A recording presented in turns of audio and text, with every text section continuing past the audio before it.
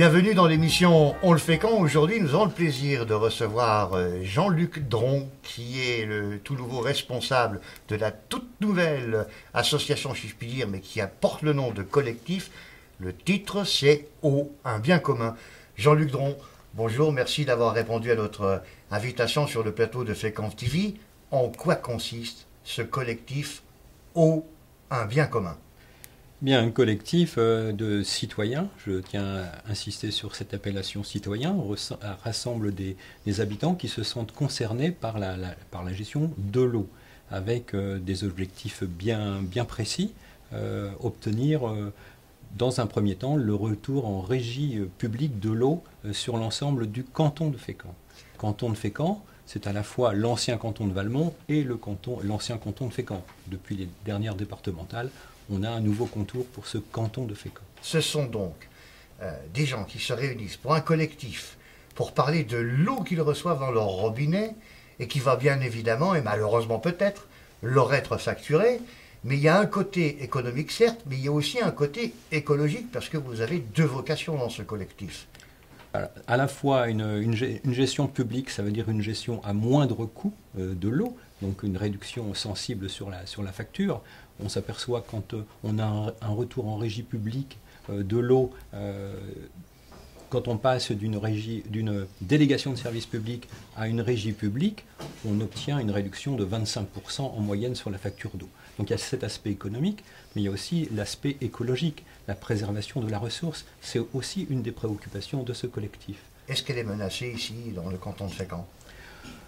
Pas vraiment. On a à Fécamp deux sources sur le même lieu. Au Nid de Verdier, il y a deux sources possibles. Sur le canton Fécamp Sud-Ouest, on a la source de Mortagne. Mais en fait, on n'a pas de problème de ressources, si ce n'est qu'il n'y a pas de sauvegarde d'un réseau sur l'autre. Ça, c'est une préoccupation qu'il faudra étudier. Alors, à l'instant, vous parliez de régie. Le consommateur de toutes ces villes qui forment le canton de Fécamp, eux ne connaissent qu'une facture avec le titre et le nom d'une société. Qu'est-ce qu'on doit comprendre entre régie et qu'est-ce que l'on doit comprendre en termes de facturation? Alors, ce qu'il faut comprendre en termes de gestion de l'eau, au départ, c'est de la responsabilité de la commune. Chaque maire est responsable de la distribution de l'eau, de la qualité de l'eau qui est distribuée.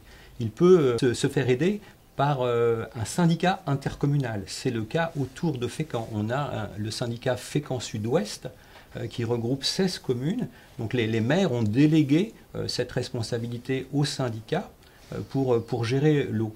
Pour que ce soit très bien clair pour nos téléspectateurs, qu'est-ce que c'est qu'un syndicat? Un syndicat. Qui siège dans ce syndicat? Alors, siège dans ce syndicat les délégués communaux. Chaque commune qui est membre de ce syndicat va nommer ses représentants au sein de ce syndicat. C'est fatalement un élu municipal? C'est obligatoirement un élu municipal. Très bien. Alors, suivant la taille de la commune, c'est un ou deux élus municipaux qui sont nommés pour gérer ce syndicat intercommunal d'adduction d'eau potable et d'assainissement. Parce que ces syndicats gèrent à la fois l'eau potable et l'assainissement. On verra que c'est deux fonctions bien séparées. Le retour en régie publique. Quand on parle de régie publique, pourquoi? Parce que ces syndicats ont la fâcheuse tendance de déléguer à un opérateur privé la gestion de cette eau. Ce qui explique le nom qui est porté à l'entête des factures que les consommateurs reçoivent. Voilà. Autour de Fécamp, il y a multiples syndicats des eaux. Il faut comprendre que pour le canton de Fécamp, c'est 35 communes et c'est 8 structures qui gèrent l'eau. La ville d'Yport a son propre service municipal des eaux, mais qui est également délégation de service public. La ville de Fécamp a repris la gestion municipale de l'eau, et non pas encore de l'assainissement. Et les autres communes s'appuient sur 6 syndicats. Et on peut trouver sur une même commune 3 syndicats des eaux différents. C'est tout à fait étonnant. C'est une pieuvre, c'est une structure... Avec 3 factures différentes. C'est-à-dire que dans l'assainissement, il y a l'assainissement collectif, l'assainissement non collectif et l'adduction d'eau potable. Et pour ces 3 services, on peut avoir 3 opérateurs différents. Donc on peut avoir effectivement 2 factures différentes. C'est tout à fait étonnant. Effectivement. Dans votre collectif, Oui. donc c'est votre deuxième casse-tête, Oui. bien qu'il faille préserver la ressource, Oui. on l'a bien compris. La seconde, c'est justement, vous l'annonciez tout à l'heure en préambule, c'est de pouvoir permettre au moins que la facture puisse baisser de 25%. Alors, ce collectif s'est créé pour penser avoir un poids sur les décisions qui sont prises. Mais les décisions qui sont prises par qui, comment? Bien, si on prend le cas des syndicats intercommunaux, ils sont pris par ces élus qui sont nommés dans ce syndicat. Il va falloir que le collectif rencontre ces différents délégués et leur présente l'objectif, nos objectifs, à savoir la mise en place d'une tarification progressive de l'eau qui permettra à la fois de préserver la ressource et de réduire la facture. Alors cette tarification progressive, le collectif la veut permettre l'accès à un certain nombre de mètres cubes gratuits. Alors gratuit ou à un prix symbolique. On voit que dans d'autres régies municipales, on a une tarification symbolique de 10 centimes le mètre cube. On considère que 15 mètres cubes par an et par personne, c'est un minimum vital, c'est un besoin indispensable. Essentiel, voilà. L'eau, c'est la vie. Et puis ensuite, on met en place une tarification progressive par tranche. Celui qui va consommer beaucoup plus va payer fatalement beaucoup plus. Voilà, tout à fait. Et cette tarification progressive, le plus cher payant aussi celui qui consomme le plus va permettre de payer cette gratuité ou ce prix réduit aux premières tranches, mais l'équilibre financier de la structure n'est pas remis en cause parce que le plus cher va compenser le moins cher. Un calcul est fait en fait pour arriver à cet équilibre financier. Très bien. C'est important de préciser que derrière la gratuité, il n'y a pas de déséquilibre financier de cette structure. Alors, préserver la ressource de cette manière-là, oui. C'est-à-dire finalement d'encourager les uns et les autres de consommer moins pour payer moins, mais qu'au moins les premières consommations soient gratuites, c'est quelque chose de grandiose, si je puis dire. Mais comment est-ce qu'on peut expliquer, si on veut préserver la ressource, que les consommateurs payent l'eau au robinet, la repayent quand elle sort de leur robinet, et va encore la repayer quand elle revient dans le robinet? Je dirais c'est le poisson qui se mord la queue. La ressource, effectivement, c'est une ressource naturelle, l'eau. Il faut malgré tout la traiter pour la rendre potable. Donc ici, on n'a pas dans la région d'usine de potabilisation de l'eau très très importante. On met du chlore, on fait des analyses pour s'assurer de cette potabilité, mais on n'a pas un coût énorme pour la rendre potable. On n'est pas en train de puiser l'eau de la Seine pour la rendre buvable. On n'a pas la même contrainte. Mais malgré tout, effectivement, cette eau en production a un coût, en distribution elle a un coût, l'eau a un coût, effectivement. Mais il faut savoir que ce coût, il ne faut pas qu'il serve à financer des actionnaires d'une société privée, etc. Il faut que ce soit géré... un bien commun. Un bien commun. C'est un service public et en fait, il doit être payé à son juste coût. À sa juste valeur. À sa juste valeur, tout à fait. J'entends bien. Cette différence des factures d'un consommateur à l'autre dans le canton de Fécamp, elle est énorme. Tout à fait, tout à fait. Et si on réunit la moyenne du paiement du mètre cube d'eau, toutes taxes comprises, en le comparant avec d'autres régions, on s'aperçoit que c'est une des régions, Fécamp, qui paye l'eau la plus chère de France. Comment on l'explique ça? On ne l'explique pas justement, on n'a pas les éléments qui permettent de justifier que ce coût est réel et qu'il est juste en fait. Parce qu'on a des retours au travers d'audits qui avaient été réalisés pendant la délégation de services publics à Fécamp, des audits réalisés à la fois en 2008 et en 2013 qui prouvent, qui tracent que le délégataire surfacturait certaines prestations et que le coût payé par l'usager était trop important. Et ces audits, en particulier l'audit de 2013 qui s'appelle fin de délégation, fait apparaître que le passage en régie publique permettrait une marge de 30% sur le coût de l'eau. Pour l'instant, les usagers, les abonnés de Fécamp n'ont pas vu, n'ont pas ressenti sur leur facture ce passage en régie. Ils sont impatients d'en voir, d'en mesurer les conséquences. Effectivement, effectivement. Et d'ailleurs, dans la population de Fécampois, c'est un sujet qui préoccupe énormément ces consommateurs de cette fameuse eau si précieuse, parce que on considère maintenant que bientôt on va peut-être facturer l'air que l'on respire si on parle de ce principe-là.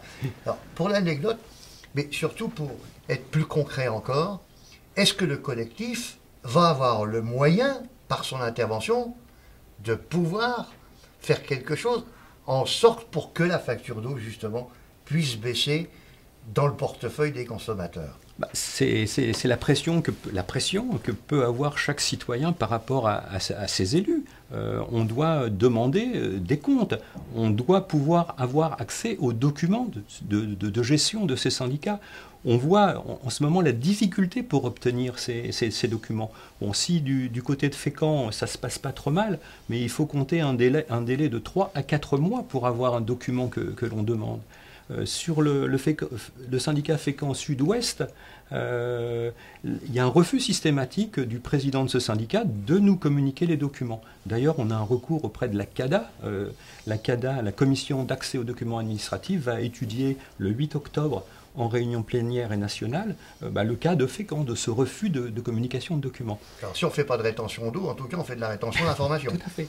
Il est important que les citoyens s'imprègnent de cette gestion de l'eau, qu'ils s'imprègnent des dossiers, qu'ils prennent connaissance. Mais aussi, c'est important que le citoyen s'implique dans la gestion de l'eau. Quand on regarde Fécamp et le passage en régie municipale, une régie publique, c'est géré par un conseil d'exploitation. Quand on regarde sur le plan national, les conseils d'exploitation sont constitués d'élus, en principe 6 élus, et de 5 représentants des abonnés, des usagers. Alors des associations de défense des consommateurs, des associations de défense de l'environnement, etc. Mais les usagers sont représentés. Ils ne sont pas majoritaires, c'est 6 contre 5. À Fécamp, la municipalité a exclu la possibilité d'inclure des représentants des usagers dans ce conseil d'exploitation. Le conseil d'exploitation n'est constitué que de 4 élus municipaux. D'accord. Ce qui est dommage. Finalement, ce n'est pas très démocratique. C'est pas ce qu'on attend d'une gestion publique. La gestion publique, c'est aussi la reprise en main par le citoyen de ses affaires. Alors, comment fait-on pour rejoindre le collectif si on veut apporter du poids dans les décisions futures, pour la préservation de l'eau d'abord, et ensuite pour que le coût en soit moindre? La première réunion que l'on a fait, la réunion de lancement, était lancée à quelques personnes. Ce n'était pas une réunion publique. C'était tout dernièrement, le 17 septembre. C'était le 17 septembre. Il y avait 21 personnes présentes à cette réunion. Depuis, le collectif s'est étoffé. À ce jour, on a 30 personnes qui ont répondu présent et qui suivent, qui font partie d'un mailing et qui suivent les activités du collectif. Alors, on a créé un blog. Au niveau de ce collectif, pardonnez-moi, oui. Au moment même où nous parlons, s'affiche au bas de notre écran les coordonnées pour vous contacter et vous rejoindre. On a un mail au bienscommunfécamp@laposte.net et on a aussi un blog. Via le blog, via ce mail, on peut rentrer en contact avec ce collectif et puis demander à en faire partie et continuer à être informé par les actions du collectif. Par l'intermédiaire de ce blog, vous pouvez toucher tous les curieux, tous les intéressés sur ce sujet. Bien évidemment, quel est l'objectif précisément du blog ? Le blog, ça va être un moyen de faire de la pédagogie, d'expliquer comment se passe cette gestion de l'eau, parce que c'est assez complexe, ça manque de transparence. Donc on fera des courts articles pour expliquer comment fonctionne un syndicat des eaux, quelle est la comparaison entre une délégation de service public ou une régie municipale, essayer de comprendre, d'expliquer la facture, pourquoi on a des informations fausses ou erronées, trompeuses sur notre facture d'eau. Quand on voit sur une facture, par exemple sur le canton de Fécamp Sud-Ouest, la facture Veolia qui dit que notre mètre cube d'eau est à 5,60 €, on trompe les gens. Actuellement, en 2015, à Fécamp Sud-Ouest, l'eau est à 6,49 € le mètre cube. Donc pourquoi ces informations erronées sur les factures? Il y a des choses à expliquer, à présenter. Beaucoup d'autres consommateurs, d'ailleurs, ont vu que sur leur facture, on leur annonçait que le mètre cube, c'était 1 €. Pratiquement 1 €. Et c'est annoncé au fort et clair. Oui, on n'en est pas à ce niveau à Fécamp. quoi. Fécamp, on est à 5,17 € le mètre cube. Quand on parle le prix de l'eau, c'est l'adduction en eau potable et l'assainissement compris, bien sûr. Mais à Fécamp Sud-Ouest, 6,49 cette année. D'ailleurs, il est tout à fait intéressant et ça explique le fonctionnement de ces syndicats. J'assistais à cette réunion plénière qui a décidé en décembre, ça devait être le 8 décembre dernier, de l'augmentation de l'eau. On propose une augmentation de X% de la part de la collectivité. Dans une facture d'eau, il y a un abonnement pour la collectivité, un abonnement pour le délégataire, le prix du mètre cube d'eau pour le délégataire, pour la collectivité, etc. C'est assez complexe. Pour la location du compteur? La location du compteur fait partie de l'abonnement, effectivement. Et donc, en fait, ces élus décident, je vous propose d'augmenter de tant de pourcents la part de la collectivité, la part fixe et la part variable. Tout le monde vote, etc. Quand après, je demande aux élus de ma commune qui ont voté cette augmentation à combien est actuellement le mètre cube d'eau à Saint-Léonard, personne n'est capable de me répondre. C'est-à-dire qu'en fait, ils prennent des décisions, mais ils ne sont pas en mesure de donner ces éléments. Donc, j'insiste, je pose des questions et un retour vers le syndicat. 6 mois après, je n'ai pas ces éléments. Et je n'ai pu avoir ces éléments qu'à la lecture de ma propre facture et de m'apercevoir que l'eau avait augmenté en 2015 à Fécamp Sud-Ouest de 1,4%. Qu'est-ce qui justifie cette augmentation de 1,4%? Si c'est pour compenser l'inflation de 2014, qui n'était que de 0,5%, pourquoi cette augmentation? Je ne comprends pas. Les abonnés ne comprennent pas. On a besoin d'explications. Il faut que ces délégués nous expliquent pourquoi ces augmentations. Elles peuvent être justifiées, mais il faut savoir pourquoi. Très bien, Jean-Luc Dron. Je rappelle le collectif qui s'appelle Eau, un bien commun. Les informations pour joindre ce collectif s'affichent au même moment même où je vous parle sur notre écran. Jean-Luc Dron, merci beaucoup d'être venu sur notre plateau. Et puis, dès que vous avez d'autres informations pour nous annoncer que l'eau a baissé enfin, eh bien, vous serez encore le bienvenu pour vous dire que nous sommes à l'eau, j'écoute. C'est moi qui vous remercie.